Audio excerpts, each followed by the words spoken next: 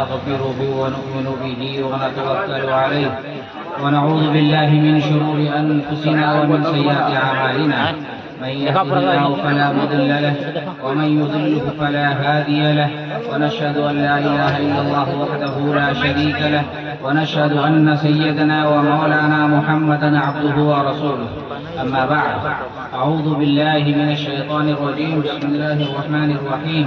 يا أيها الناس اتقوا ربكم الذي خلقكم من نفس واحدة وخلق منها زوجها وبث منهما رجالا كثيرا ونساء، واتقوا الله الذي تساءلون به والأرحام إن الله كان عليكم رقيبا.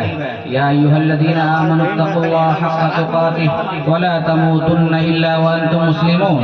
يا أيها الذين آمنوا اتقوا الله وقولوا قولا سديدا يصلح لكم أعمالكم ويغفر لكم ذنوبكم، ومن يطع الله ورسوله فقد فاز فوزا عظيما. وقال النبي صلى الله عليه وسلم: النكاح من سنتي، وفي حديث: فمن رغب عن سنتي فليس مني. وقال النبي صلى الله عليه وسلم: يا معشر الشباب، من استطاع منكم الباءة فليتزوج، ومن لم يستطع فعليه بالصوم فإنه له وجاء. وقال النبي صلى الله عليه وسلم: خير متاع الدنيا المرأة الصالحة، أو كما قال عليه الصلاة والسلام.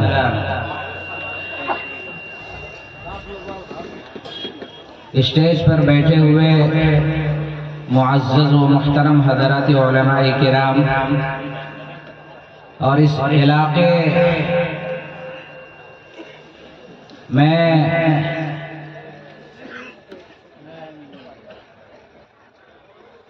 یہ سب سے بڑی آبادی بڑی ناکی، جہاں سب سے بڑا محرم کے موقع سے لسان اٹھایا جاتا ہے، اس آبادی میں جمع ہونے والے میرے غیور مسلمانوں اور پردہ نشی میری مائیں اور بہنیں، میں نے جو ابھی تقریر کی یعنی خطبہ دیا نکاح کا، یہ چونکہ عربی زبان میں ہے اور عربی زبان سے کم لوگ واقف ہیں، میں بہت مختصر انداز میں اس کا مطلب بتا دینا چاہتا ہوں. ہر شخص کو جاننا چاہیے کہ نکاح کے خطبے میں کیا باتیں کہی گئی ہیں اور کن چیزوں کی طرف اشارہ کیا گیا ہے. اللہ کے حبیب جناب محمد رسول اللہ صلی اللہ علیہ وسلم جب نکاح پڑھایا کرتے تھے تو عام طور پر ان 3 آیتوں کی تلاوت کیا کرتے تھے، جن کی تلاوت میں نے کی ہے. پہلی آیت جس میں اللہ رب العزت نے پوری انسانیت کو مخاطب کرتے ہوئے یہ فرمایا کہ اے لوگو، یا ایھا الناس، ناس سے خطاب کیا، یعنی چاہے تم ہندو رہو یا مسلمان، سکھ رہو یا عیسائی، اسلام کا فیض ہے، اسلام کے یہ عقیدہ ہے کہ اللہ رب العزت نے تمام انسانوں کو ایک جان یعنی آدم سے پیدا کیا اور اسی سے اس کا جوڑا حوا بنایا. پھر اس خوبصورت دنیا کو اللہ رب العزت نے آباد کیا. اس لیے تم اپنے بنانے والے رب سے ڈرو.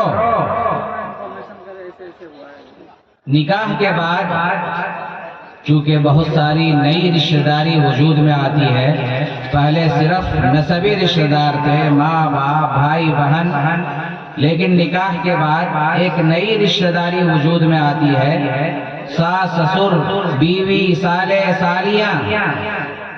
تو رشتہ داروں کی اس بھیڑ میں کہیں ایسا نہ ہو کہ کسی رشتہ دار کی حق تلفی ہو جائے اور اس کا حق ادا نہ ہو. نکاح کے بعد عام طور پر بوڑھے لوگوں کو زیادہ تجربہ ہے کہ نکاح کے بعد لڑکے کا من اور مزاج بدل جاتا ہے، وہ جورو کا غلام ہو جاتا ہے. اللہ تعالیٰ کہہ رہے ہیں اس آیت میں کہ تم اپنی بیوی سے ضرور محبت کرو، ضرور الفت کرو، ضرور ان کے منہ میں لقمہ دو، ان کو کھلاؤ پلاؤ، ان کے حقوق کو ادا کرو، لیکن اپنی بیوی کی وجہ سے اپنے ماں باپ کو مت روکو، اپنے ماں باپ کی عزت کرو، ان کے بھی حقوق ادا کرو۔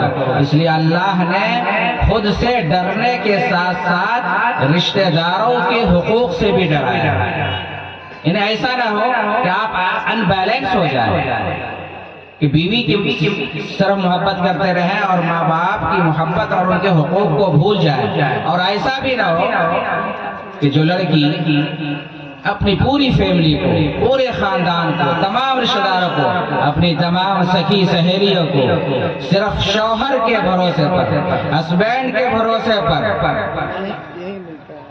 سب چیز کو، پوری دنیا کو تیار کر کے آئی ہے، اور شوہر ان کا ذہن و دماغ صرف ماں باپ بھائی بہن میں لگا ہوا ہے، بیوی کی طرف کوئی توجہ نہیں ہے۔ ایسا بھی نہیں ہونا چاہیے، بلکہ اللہ نے کہا کہ تم بیلنس کو بنا کر کے رکھو۔ آگے اللہ کہتے ہیں جو شخص ایسا نہیں کرے گا وہ اللہ کی نگاہ سے بھاگ نہیں سکتا۔ اللہ کی نگاہ اس کو دیکھ رہی ہے کہ کون اپنے ماں باپ کے حق کو ادا کرتا ہے اور بیوی کے حق کی ادائیگی ہوتی ہے، اور کون اپنے رشتہ داروں کے حقوق سے غفلت کرتا ہے۔ ان اللہ کان علیکم رقیبا، اللہ کی نگاہ سے بھاگ نہیں سکتا وہ، اللہ کی نگاہ اس کو احاطہ کیے ہوئی ہے۔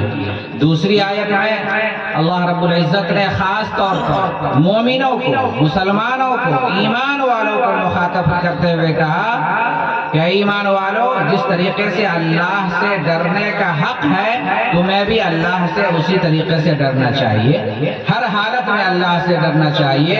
اور نکاح کے بعد ہو سکتا ہے، اللہ کے یہ وعدہ ہے، اللہ نے کہا آج دنیا کہتی ہے نکاح کریں گے تو ہم بیوی کو کہاں سے کھلائیں گے، لیکن اللہ کہہ رہا ہے سوف یغنیہم اللہ من فضلہ، تم نکاح تو کرو، تمہاری بے روزگاری ہو سکتا ہے اس نئی نویلی دلہن کی وجہ سے ختم ہو جائے، اللہ روزگار تمہیں مہیا کر دے۔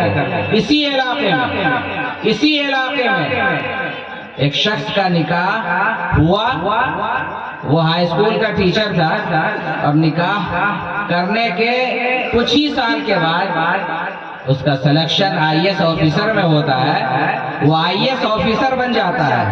تو اس کا ایک بھائی تھا، انہوں نے کہا بھیا آئی ایس آفیسر بننے کے بعد شادی کرتے تو نہ جانے کتنے جہیز اور کتنے لاکھ کی آمدنی ہوتی، کتنی مہنگی آپ کو کار ملتی۔ اس نوجوان نے جو جواب دیا پورے مجمع کو ذہن و دماغ کو جھنجھوڑنے کے لیے کافی ہے۔ اس نوجوان نے کہا کہ ہو سکتا ہے پہلے تو میں صرف ایک معمولی ٹیچر تھا، ہو سکتا ہے کہ اسی لڑکی کی قسمت سے جس سے میرا نکاح ہوا ہے میں آئی ایس آفیسر بن گیا ہوں۔ اللہ اکبر کبیرہ۔ اس لیے اللہ نے کہا چاہے تم خوشحالی میں ہو یا اللہ کی طرف سے آزمائش آ جائے، وَلَا تَمُوتُنَّ إِلَّا وَأَنْتُمْ مُسْلِمُونَ، تمہاری موت ایمان پر ہونی چاہیے، تمہاری موت اسلام پر ہونی چاہیے، اسلام سے کسی حالت میں غداری نہیں، اسلام کے ساتھ کسی حالت میں دھوکہ دھڑی نہیں۔ ہم اسلام کے لیے پیدا ہوئے ہیں اور مریں گے بھی تو اسلام کے لیے مریں گے۔ دوسری آیت میں اللہ نے اپنے سے ڈرنے کے ساتھ ساتھ یہ کہا ہے وَلَا تَمُوتُنَّ إِلَّا وَأَنْتُمْ مُسْلِمُونَ، کہ تمہاری موت ایمان کی حالت میں ہونی چاہیے۔ تیسری اور آخری آیت میں اللہ رب العزت نے راست بازی اور سچائی کی تعلیم دی ہے، اور یہ کہا ہے کہ اللہ اور اس کے رسول کی اطاعت کرو، فرما برداری کرو اور سچی بات کہو، وَقُولُوا قَوْلًا سَدِيدًا۔ آج لوگ نکاح کرنے کے لیے جھوٹے اسٹیٹس کو بیان کرتے ہیں کہ میرے باپ کے پاس اتنی زمین، باپ بھی دن مارتا ہے کہ ہمارے پاس اتنی زمین، ہماری بیٹے کی آمدنی اتنے لاکھ روپے ہے۔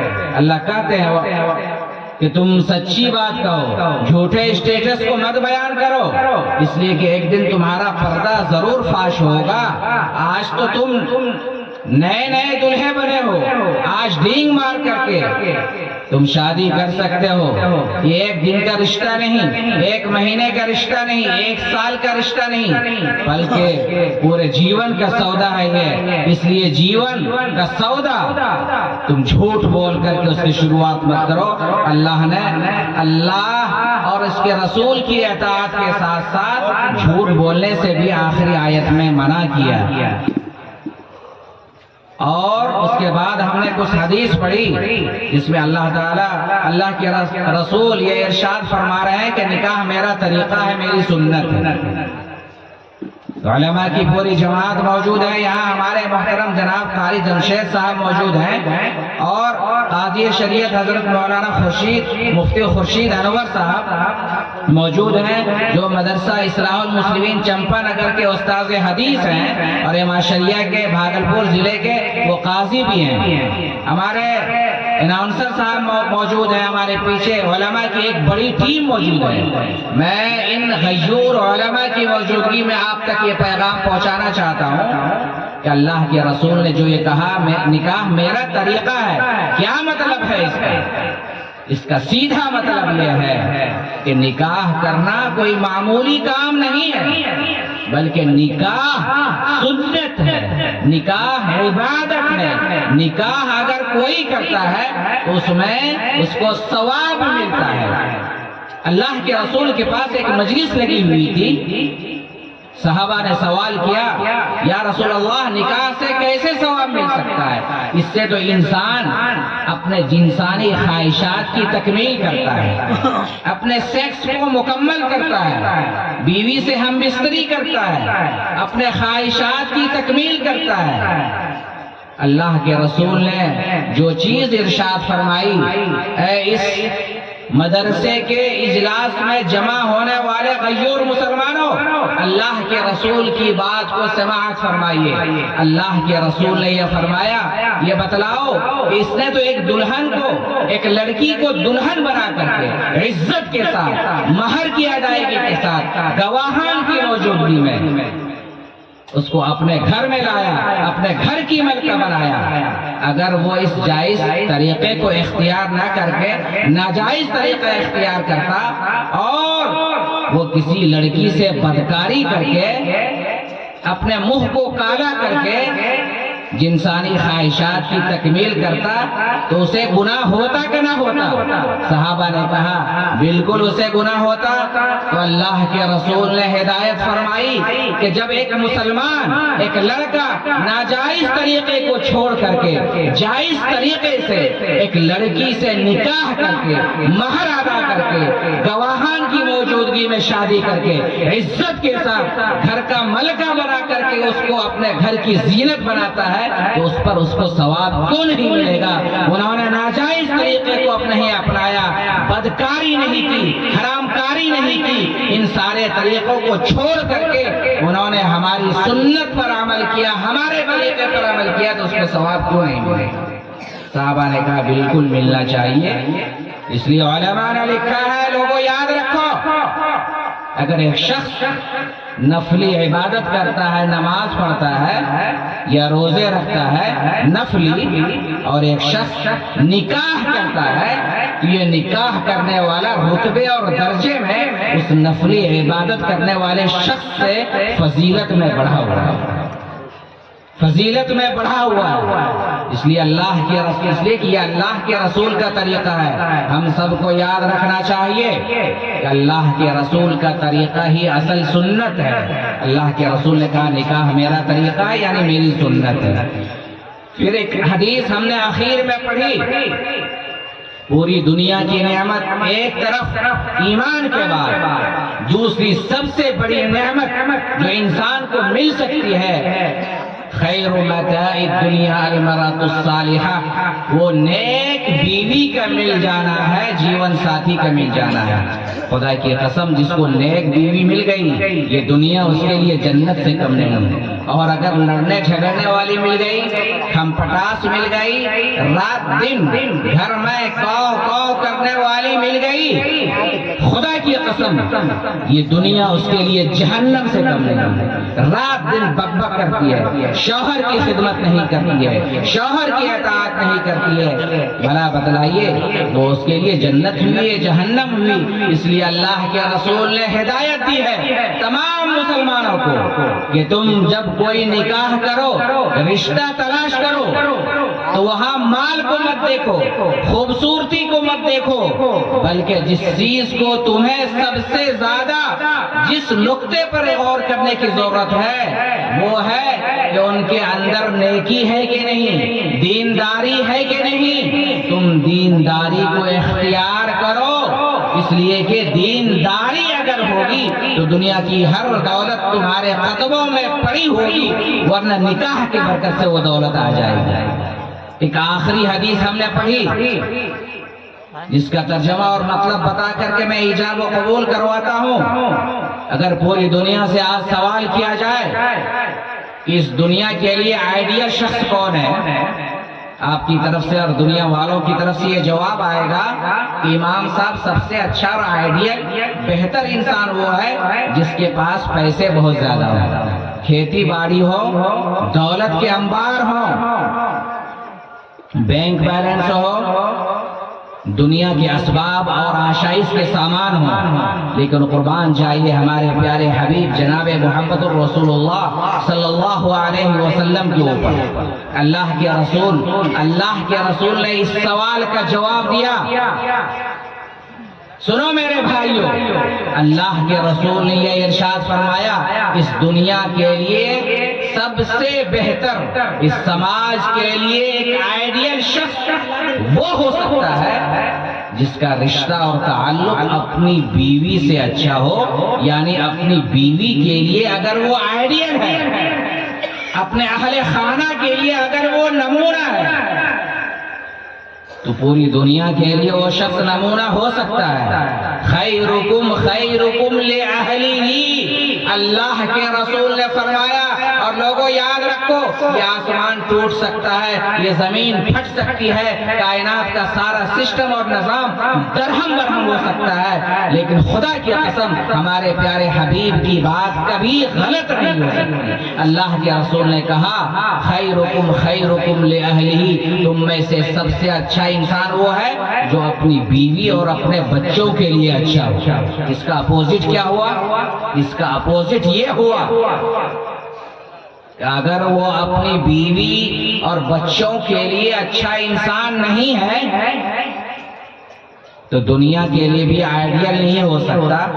وہ انسان کمینہ ہے، وہ انسان ذلیل ہے جو اپنی بیوی کے اوپر بلا وجہ ہاتھ اٹھاتا ہے۔ سب سے کمینہ اور ذلیل انسان ہے جو اپنی پوری دولت، پوری دنیا کو چھوڑ کر کے صرف شوہر کے اوپر بھروسہ کر کے آپ کے گھر میں قدم رکھتی ہے، اور آپ مردانگی دکھلاتے ہیں ان کے اوپر ظلم کرتے ہیں، ان کے اوپر اتیاچار کرتے ہیں، ان کے اوپر انہیں بار بار طلاق کی دھمکی دے کرتے ہیں، اور بلا وجہ نمک زیادہ ہو گیا گوشت میں، کپڑے میں آئرن نہیں کیا گیا، شوہر دا نامدار دہلی میں رہتے ہیں، وہاں سے فون کال انہوں نے کیا اپنی بیوی کو، بیوی نے فون نہیں اٹھایا، وہ بیوی ہو سکتا ہے فون انہوں نے نہیں اٹھایا ہو، بچے نے پیشاب پاخانہ کر دیا، اس میں لگی ہوئی تھی، تم تو دلی میں پھٹانی کر رہے تھے، چاندنی چوک اور لال قلعہ کا سیر کر رہے تھے، لیکن تمہاری بیوی تمہارے ماں باپ کی خدمت میں لگی ہوئی تھی، تمہارے کھلیان میں وہ تمہارے گھر کی حفاظت کر رہی تھی۔ شوہر اپنی مردانگی میں نہ آؤ دیکھتا ہے نہ تاؤ، اور فوراً طلاق کی دھمکی صرف نہیں دیتا ہے بلکہ بغیرتی سے بلا سوچے سمجھے اپنی بیوی کو 1 طلاق نہیں، 2 طلاق نہیں، 3 طلاق سے کم تو قاری جمشید صاحب اس علاقے میں طلاق ہی نہیں، جس طلاق کی نحوست یہ ہے، اگر بیجا اس کا استعمال ہے، اگر بیجا اس کا یوز ہے، نہ صرف یہ روئے زمین بلکہ اللہ کا عرش بھی ہلنے لگتا ہے۔ یہ روئے زمین نہیں بلکہ اللہ کا عرش بھی ہلنے لگتا ہے، اس کی نحوست اتنی ہے۔ لیکن آج ہمارا نوجوان دھڑلے سے اس کا استعمال کر رہا ہے، ایک سے من نہیں بھرتا، دو سے من نہیں بھرتا، 3 طلاق دے کر کے خود بھی ذلیل ہوتا ہے اور اسلام کو بھی ذلیل کرتا ہے۔ اور آپ کو یہ حقیقت بتاتے ہوئے مجھے کوئی شرم نہیں ہے۔ آج حکومت اگر شریعت میں مداخلت کر رہی ہے، ہماری وجہ سے مداخلت ہو رہی ہے۔ 3 طلاق کے اوپر بینڈ لگا، لیکن آج بھی جو ریشیو تھا طلاق دینے کا، پوری ایمانداری اور سچائی سے ان اکابر علماء کے سامنے میں آپ کے سامنے یہ پیغام رکھنا چاہتا ہوں کہ خدا را اگر بیجا طلاق کا استعمال ہمارے سماج میں ہوتا ہے، ہمارے معاشرے میں ہوتا ہے، ارے ایک بیٹی کی شادی میں باپ کی کتنی چپلیں گھس جاتی ہیں، قرضے لینے پڑتے ہیں، تب ایک بیٹی کے ہاتھ پیلے ہوتے ہیں، اور ہم اپنی نوجوانی کے نشے میں آ کر کے، مردانگی کے نشے میں آ کر کے، دولت کے نشے میں آ کر کے اپنی بیوی کو بلا وجہ اپنے گھر سے 3 طلاق دے کر کے نکال دیتے ہیں۔ اس لیے میں آج کے اس نکاح سے قبل آپ تمام لوگوں سے وعدہ لینا چاہتا ہوں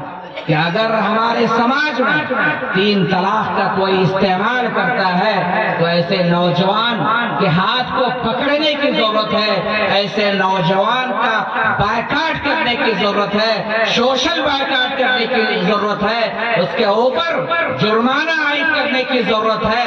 آج ہمیں فیصلہ لینا پڑے گا اور اس تعلق سے بیداری لانی پڑے گی۔ میں نکاح سے پہلے آپ تمام لوگوں سے یہ وعدہ کرانا چاہتا ہوں، آپ یہ وعدہ کریں آج ان اکابر علماء کی موجودگی میں، اگر ہمارے سماج میں، اگر ہمارے گاؤں میں، اگر ہمارے محلے میں اگر کوئی نوجوان بلا وجہ طلاق کا بیجا استعمال کر کے اپنی بیوی کے اوپر ظلم کرتا ہے تو ایسے نوجوان کو سخت سے سخت سزا دی جائے گی۔ آپ وعدہ کرتے ہیں ہم سے؟ انشاءاللہ سارے حضرات ہاتھ اٹھا کر کے ثبوت دے بھائی بیداری کا۔ اللہ کا شکر ہے جی انشاءاللہ۔ یہ ہاتھ آپ نے جو اٹھائے وہ جماعت شریعہ کے قاضی اور خادم کو خوش کرنے کے لیے نہیں، بلکہ اللہ کو گواہ بنا کر کے آپ نے ہاتھ اٹھایا ہے کہ جب تک ہم زندہ رہیں گے، اسلام کے لیے زندہ رہیں گے، اگر اسلام کے اوپر کوئی حرف آتا ہے، انگلی اٹھائی جاتی ہے، شریعت کو بدلنے کی کوشش کی جاتی ہے، تو ہم مسلمان متفقہ طور پر اس چیلنج کو قبول کریں گے، اور معاشرے میں کوئی ایسی برائی اگر پنپ رہی ہے ہم اس کے اوپر بند لگائیں گے، کریں گے نا بھائی انشاءاللہ۔ یہ چند باتیں تھی جو خطبے کے حوالے سے میں نے آپ کے سامنے رکھی۔ اب ایجاب و قبول ہوتا ہے، اور ایک بات جو سب سے اہم ہے اس کی طرف تو ہم نے اشارہ ہی نہیں کیا، یہ بھی آج بڑی عجیب و غریب بات ہے، بڑی عجیب و غریب بات ہے۔ پوری زندگی علماء نے لکھا تھا مہر کے بارے میں کہ مہر میں گنجائش تھی کہ ابھی مہر آپ نے اگر مہر مطلق رکھ دیا یعنی نقد ادائیگی نہیں ہوئی تو کل دے دیتے، پرسوں دے دیتے، کچھ دن کے بعد دے دیتے، لیکن یہ کتنی بڑی بے غیرتی ہے کہ اپنی بیوی کا مہر پوری زندگی ادھار رکھتا ہے۔ اور جہالت ہماری بیٹیوں میں بھی ہے کہ ان کی طرف سے بھی مطالبہ نہیں ہوتا ہے، وہ سمجھتی ہے کہ اگر مہر کا مطالبہ میری طرف سے ہو گیا، اگر مہر مانگی لے لیے ہمیں تو پتہ نہیں، ہمارا چھوڑیے دیتے نہیں۔ میں ان بیٹیوں کو سمجھانا چاہتا ہوں کہ مہر تمہارا حق ہے، तुम अपने नफ्स को रोक सकती हो, शौहर को मना कर सकती हो कि जब तक आप महर अदा नहीं कर देते आप हमारे करीब नहीं आ सकते, आप हमारे करीब नहीं आ सकते। ये औरत को पावर दिया है शरीयत ने, औरत को जितना पावर शरीयत ने दिया है, इस्लाम ने दिया है, कुरान ने दिया है, हमारे मजहब ने दिया है, किसी मजहब ने उतना पावर और उतने हुकूक औरतों को नहीं दिए। इसलिए आज उन बेटियों को अपने सर को फख्र से बुलंद करके कहना चाहिए कि मैं इस्लाम की शहजादी हूँ, मैं इस्लाम की बेटी हूँ, मुहम्मदुर रसूलुल्लाह की गुलाम हूँ। हमें शरीयत ने हक दिया है, जब तक शौहर हमारा महर न दे हम इस पर रजामंद नहीं होंगे, ये हक दिया है। और हमारे समाज में क्या होता है, जब शौहर का इंतकाल हो जाता है तब बूढ़े मियाँ गांव के खुसट शौहर की चारपाई के पास जमा होकर के उनकी बीवी को वहां बुलाया जाता है और कहा जाता है कि तुम्हारे शौहर का इंतकाल हो गया, इन्होंने अपनी जिंदगी में महर अदा नहीं किया था, तुम इसके महर को माफ कर दो।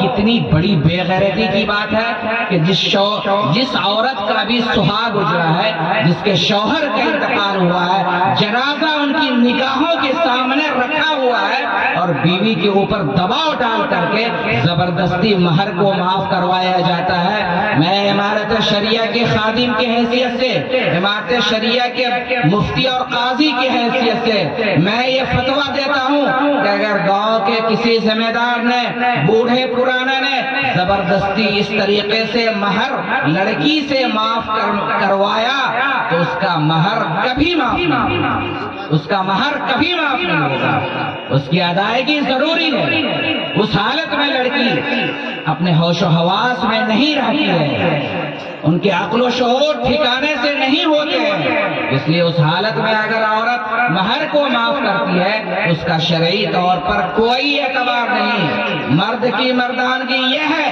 वो महर को अपनी जिंदगी में उधार न रखे बल्कि उसको अदा कर दे। और अल्लाह के रसूल ने हम जैसे मुसलमानों के लिए क्या फरमाया जो महर को अदा नहीं करते हैं, अगर किसी शख्स का इंतकाल इस हालत में हो जाए कि उन्होंने अपनी बीवी को महर नहीं दिया था तो गोया कि वो शख्स पूरी जिंदगी अपनी बीवी से बदकारी करता है। जब मैंने ये हदीस एक निकाह की मजलिस में पढ़ी और तवज्जो दिलाई, इसी इलाके की बात है, मैं नाम नहीं लेना चाहता, बसंत राय के इलाके में एक डॉक्टर साहब खड़े हुए और कहा, काजी साहब आप ये बतलाइए कि मेरी बीवी का इंतकाल हो गया है, आपने ऐसी हदीस बयान कर दी कि अगर शौहर का इंतकाल इस हालत में हो जाए कि उन्होंने महर अपनी बीवी को अदा नहीं किया था तो वो अपनी बीवी से बदकारी करता रहा, मेरी बीवी का इंतकाल हो गया है, अब महर मैं किसको अदा करूं? ये सवाल किया गया हमसे। इस सवाल का भी जवाब है, लेकिन इमाम साहब सभ्य मसला अगर अभी बयान कर देंगे फिर दोबारा इमाम साहब को आप बुलाइएगा, यहाँ नहीं बुलाइएगा, इसलिए इसको रहने दीजिए। सिर्फ ये समझना है कहीं ऐसा ना हो जाए कि हम इस दुनिया से रुखसत हो जाए और महर हमारे सर के ऊपर कर्ज रह जाए, अदायगी ना हो। इसलिए मैं तमाम लोगों से ये भी वादा लेना चाहता हूँ कि इंशाअल्लाह हम लोग महर नक़द अदा करने का तहैया करें। भाई हम शादी में जेवरात ले जाते हैं कि नहीं ले जाते अपने इलाके में, बारात के साथ डाला में शौहर मुंह दिखाई में सिर्फ एक अगर कान का झुमका दे देता है, आज एक झुमका अगर 10 ग्राम का है तो 75,000 रुपये का हुआ कि नहीं हुआ? 75,000 हुआ कि नहीं हुआ? वो 75,000 तो वो है, लेकिन 4 अगर जोड़ लीजिएगा तो 1 लाख से और ऊपर चला जाएगा। 4-4, 5-5 जेवरात हम डाले में ले जाते हैं, لیکن اسی میں اگر ایک جھمکے کی نیت کر لی گئی شوہر کی طرف سے، شوہر رونمائی میں منہ دکھانے میں اپنی طرف سے کچھ گفٹ دیتا ہے، سونے کا ایٹم، سونا اتنا مہنگا ہو گیا ہے، اگر وہ وہی نیت کر لے یہ جو میں رونمائی میں دے رہا ہوں اپنی بیوی کے گھونگھٹ کو اٹھانے کے لیے دے رہا ہوں، یہ مہر کے طور پر ہے، تو ایک شریف فریضے کی ادائیگی ہوگی کہ نہیں ہوگی، اور آسانی سے ہوگی۔ ڈالے میں جو ہم زیورات گفٹ کے طور پر لے جاتے ہیں، اگر وہاں بھی ہماری نیت ہو جاتی ہے تو بتلائیے مہر نقد رہے گا یا ادھار رہے گا؟ نہیں، نقد ہوگا۔ اس لیے اس چلن کو عام کرنے کی ضرورت ہے۔ بس میں ان چند باتوں پر اس حوالے سے اپنی بات کو ختم کرتا ہوں، اور اپنی بات حضرت علی رضی اللہ تعالی عنہ کی اس مقولے سے ختم کرتا ہوں۔ حضرت علی سے پوچھا کسی نے، نوجوان شادی کر کے بہت خوش ہوتا ہے، بہت خوش ہوتا ہے۔ حضرت علی نے پوچھا، حضرت علی سے کسی نے پوچھا کہ علی یہ بتائیے من نکاح کیا ہے؟ تو حضرت علی نے جواب دیا، النکاح سرور الشہری، نکاح چند دنوں کی خوشی ہے۔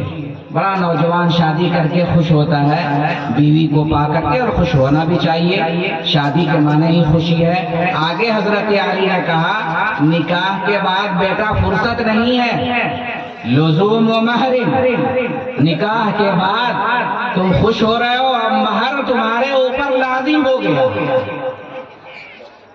اور اس کے بعد آگے فرمایا ہموم و دہر، شادی کر کے بہت زیادہ خوش مت ہو، پوری زندگی کا غم اب تمہارے ساتھ لگ گیا ہے، بیوی کے حقوق، پھر بیوی سے بچے، ان کے حقوق تمام کو پڑھانا لکھانا، فکر مندی تمہارے اندر اب آنی چاہیے۔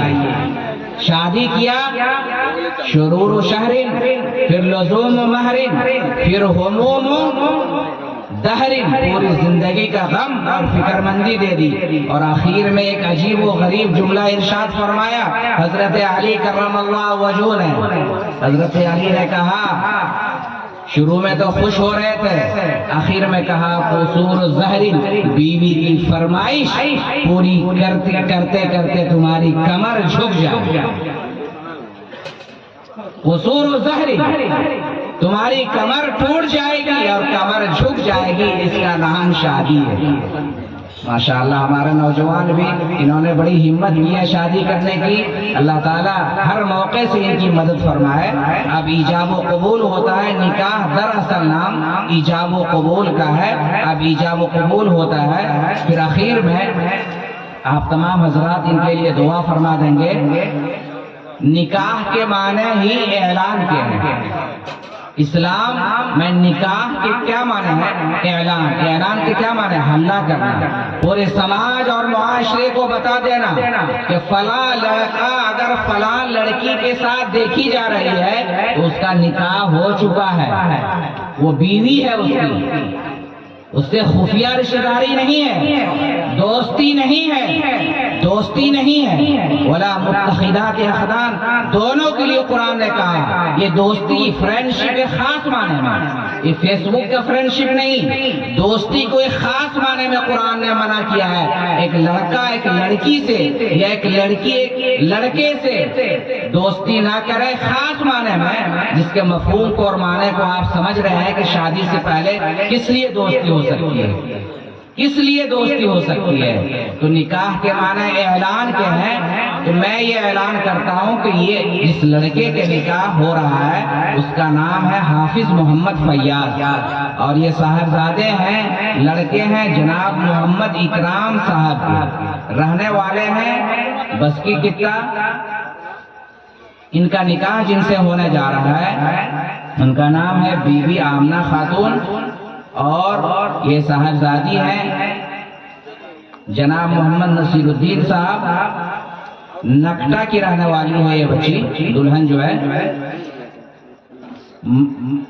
دو گواہ خاص طور پر ضروری کارروائی کو نمٹانے کے لیے، رجسٹر بھرنے کے لیے دو گواہ ہیں۔ پہلے گواہ ہے جناب محمد یونس صاحب ولد محمد ادریس، ولد محمد صدیق، یہ بسکی قطع کے رہنے والے ہیں، یہ لڑکے کی طرف سے ہیں، اور لڑکی کی طرف سے ہیں جناب محمد منا ولد عبد الحفیظ، یہ بسمرہ قطع ضلع گوڈا کے رہنے والے ہیں۔ لڑکی سے جو اجازت لے کر کے آئے ہیں، یعنی لڑکی کی طرف سے وکیل ہیں مظہر الحق، ان کے والد کا نام کیا ہے؟ جناب محمد ہارون رشید مرحوم۔ کہاں کے رہنے والے ہیں آپ؟ بسکی قطع کے رہنے والے ہیں۔ میرا نام سہیل اختر قاسمی ولد محمد ہمایون اختر، میرا گھر گرگاواں ہے، اور میں امارت شریعہ پھلواری شریف کا خادم ہوں، وہاں نائب قاضی ہوں۔ تو میں نے اس پوری مجلس کی موجودگی میں یہاں جتنے بالغ افراد موجود ہیں وہ بھی اس عقد نکاح کے عام طور پر گواہ ہیں، خاص طور پر گواہ نمبر 1 جناب محمد یونس صاحب اور گواہ نمبر 2 جناب محمد منا صاحب۔ ان دونوں گواہان کی موجودگی میں بوکالت جناب مظہر الحق صاحب بیعوض مہر 122 بھری چاندی حافظ محمد فیاض آپ سے میں نے بی بی آمنہ خاتون کا نکاح کر دیا، یعنی بی بی آمنہ خاتون بنت محمد نصیر الدین نکٹا کو آپ کے عقد نکاح میں دیا۔ اس پوری مجلس کی موجودگی میں بیعوض مہر 122 بھری چاندی۔ کیا آپ نے اس نکاح کو قبول کیا؟ جی الحمدللہ میں نے قبول کیا۔ ایک مرتبہ پھر کہیے، ویسے دوبارہ کہنا ضروری نہیں ہے، آپ کو مسئلہ بھی یاد رہنا چاہیے، لیکن قرآن میں بار بار یہ کہا گیا ہے اقیموا الصلاۃ وآتوا الزکاۃ، نماز پڑھو اور زکوٰۃ دو، بار بار کہا گیا ہے بطور تاکید کے، دوبارہ کہنا ضروری نہیں ہے، بطور تاکید کے ایک مرتبہ پھر کہیے، میں نے اس پوری مجلس کی موجودگی میں بوکالت محمد مظہر الحق آپ کا نکاح بی بی آمنہ خاتون بنت محمد نصیر سے کر دیا، بی بی آمنہ خاتون کو آپ کی دلہن بنا دیا۔ کیا آپ نے قبول کیا؟ جی الحمدللہ میں نے قبول کیا۔ کہ یہ قبیل تو حضرت امام شافعی رحمۃ اللہ علیہ فرماتے ہیں، چونکہ علماء کی یہ مجلس ہے، اگر کسی نے عربی میں قبول نہیں کیا تو نکاح نہیں ہوا۔ اس لیے ہمارے علماء کو اردو میں کے ساتھ ساتھ عربی میں بھی لفظ قبیل تو، عربی زبان تو جنت کی زبان ہے، اور ہم ایسا نکاح پڑھائیں کہ تمام علماء کی نگاہ میں نکاح ہو جائے، اس لیے اس کا اہتمام کرنا چاہیے۔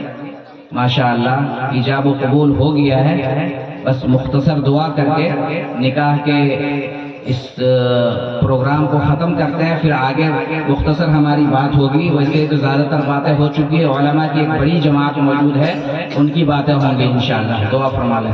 اللہم صلی علی محمد کما صلیت علی ابراہیم وعلی آل ابراہیم انک حمید مجید۔